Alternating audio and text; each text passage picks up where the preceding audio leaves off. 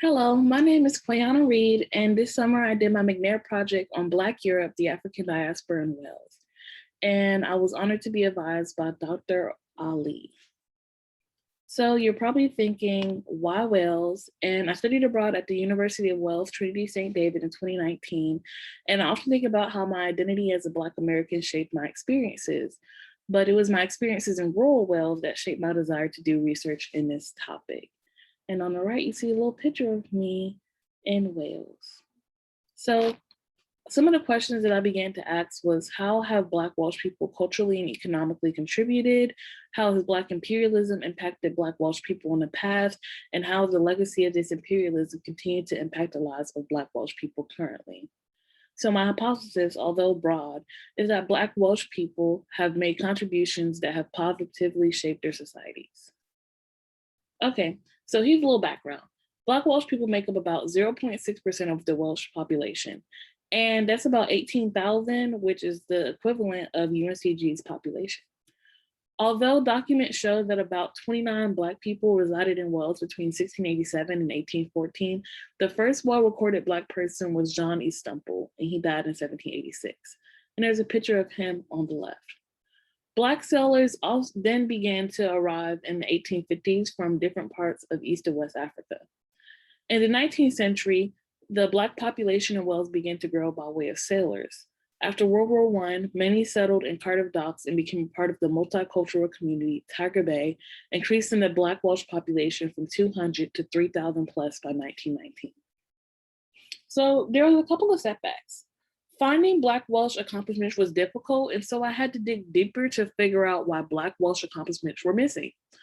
Working with a small population where little research has been done about them, I found that the literature omits accounts of the Black Welsh livelihood. So many accounts highlight the race aspect of this identity, but fail to recognize how Blackness and the Welsh identity are interconnected. Then there were setbacks for the people. For Black Welsh people, early legislation was detrimental to their livelihoods. For example, the Colored Alien Seamen Order of 1925 was an order established to appease white sailors that stated only native-born sailors would be able to work in the ports. However, they required that all Black men register for the foreign registry, even if they were British. So that kept them from getting jobs, even if they were born there. An influx of discriminatory media also fueled the rumor stereotype that Black and minority spaces were only for rowdy sailors, thieves, and prostitutes. So we would like to spend a little bit of attention on the Somali people. There's about 10,000 Somali people in Wales. There was an influx of Somali migrants in the 80s and 90s due to the civil war in Somaliland. A fun fact is Wales has the largest UK-born Somali population, but because in the past years they have been ridden with poverty and low education status, there's a huge hope for the new generation to acquire new opportunities. To the right, I have Laker Amar, a Somali Welsh model and then we have Tiger Bay. Tiger Bay is super duper important. It's a multicultural community on a strip of town in Butetown, Cardiff. It is the oldest multicultural population in the UK. Caribbean and African men began to work sailor jobs and maritime work, and many accounts on Black Welshness come from those who lived in this community. So I did find a couple of accomplishments that I wanted to highlight, and I want to start out with Abdul Rahim Abi Farah. He passed away in 2018, but he was born in Barry, Wales. He was the Deputy Secretary General of the United Nations from 1979 to 1990. He served as the permanent representative of Somalia to the United Kingdoms and as the ambassador of Somalia to Ethiopia. And then he worked to release Nelson Mandela from imprisonment. So that's something really cool that he's done. And then we have Betty Campbell. Betty Campbell was born in Butetown, Cardiff, passed away in 2017.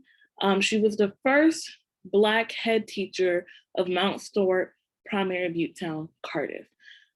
She was on the Race Relations Board between 1972 and 1976, a governor of BBC Wales from 1980 to 1984, a member of the Home Office Race Advisory Committee, and served in many education roles. But what I like most about Miss Betty Kemple is how she strives to make sure that history was told.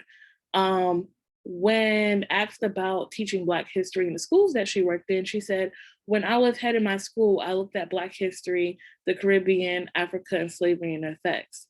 And she said, why not? It happened. Children should be made aware. And then last, we have Patty Lynn. Passed away in 2020, but she was born in Tiger Bay in Cardiff. She's a contemporary of Shirley Bassey.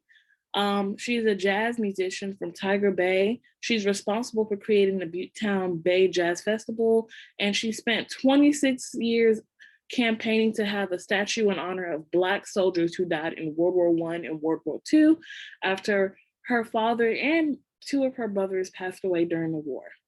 She also was the co-founder of Black History Wales.